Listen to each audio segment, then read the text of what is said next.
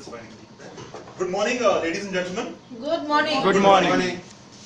The mornings are supposed to be the most productive time of the day.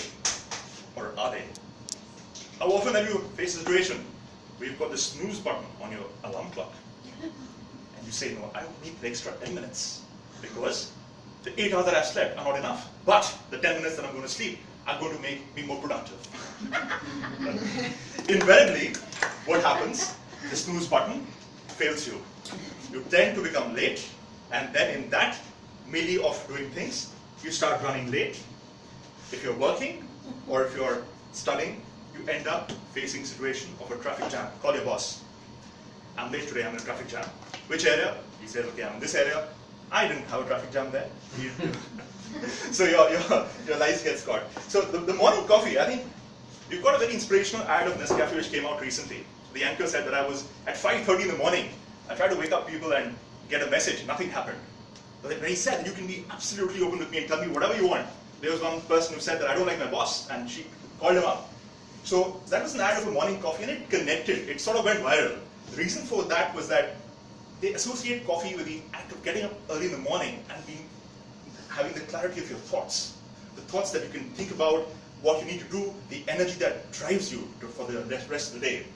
They say sunrise is one of the most important times of the day, because at sunrise, the stillness is where you can sit back, think, and get the sequence of what you need to do.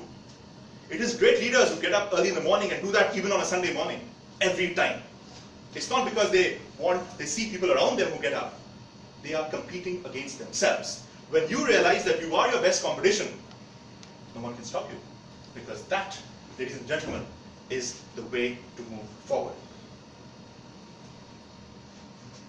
Cut to mobile phones. Now I'm not focusing on a particular brand. I haven't put a brand here, so mobile phones have a lot of apps, and today our lives are driven to a large extent by these apps which are there. Someone asked me that I don't like Windows, the ecosystem, I prefer Android and iOS. I said, why? Because there are some 50,000 more apps.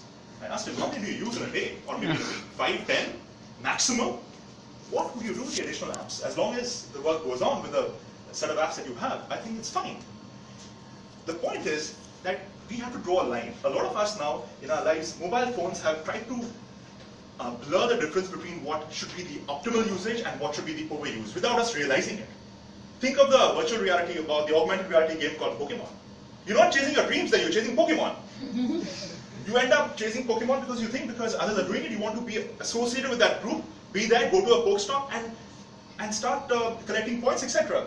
What happens? Fatigue, headaches, loss of sleep.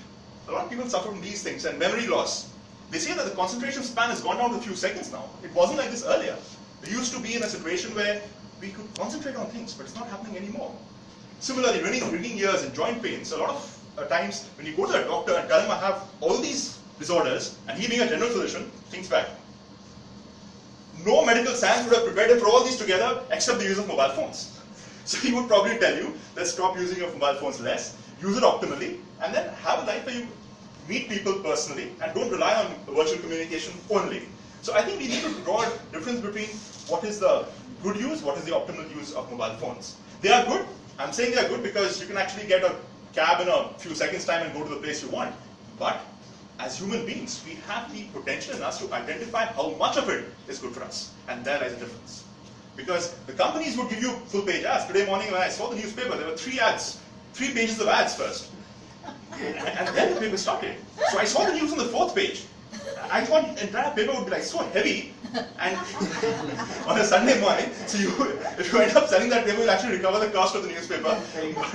But that's how things are. But notwithstanding, it's a festival period, so the companies need to sell their products, and marketing is all about that. So moving on to the next part. This is a very interesting place called the Fructal Monastery. This was high in the Himalayas. These people, until some months ago, did not have electricity. And these people, here the monks, eat not for pleasure, but eat for sustenance. It is seen as a way to fulfill your desire, hunger, and it is more often than not similar food.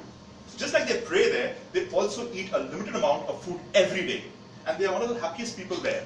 Even without electricity, they were very happy with what they had there. Recently, NDTV, in association with Tata Sky, actually had a program where they got solar electrification done in this foothill monastery. There were monks as small as 4 and 5 years. They were simply captivated with images on Tata Sky on the TV. Never in their lives had they seen television.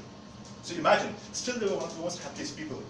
So my message is that we need to actually slow down, and some people say is that you need to close your eyes and focus on your breathing.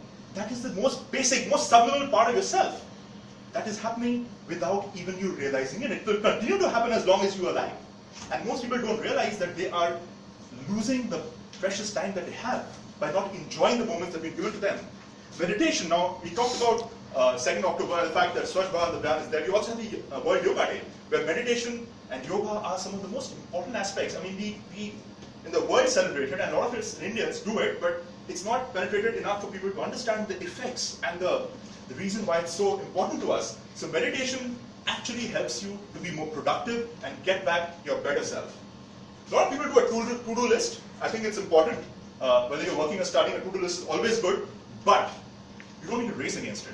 If you've done 5 out of 10, fine, that's your potential. You might want to do the 6th part of it, but don't stress yourself if you cannot complete it. But focus on completing at least some aspects of it.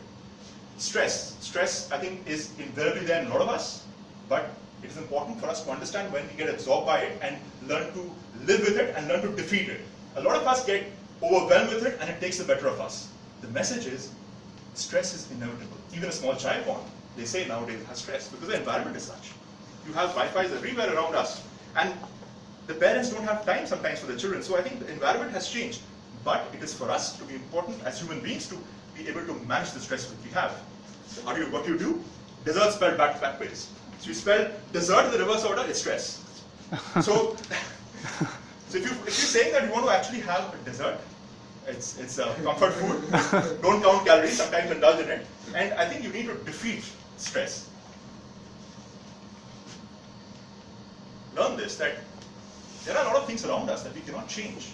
As human beings, the world is not a perfect sphere, it's a complete spheroid. A lot of things are not in our control. Learn to let go. Importantly, learn to let go. And when things are not in your control or you cannot change. With that message, I'd like to hand it over to the Toastmaster of the day, please.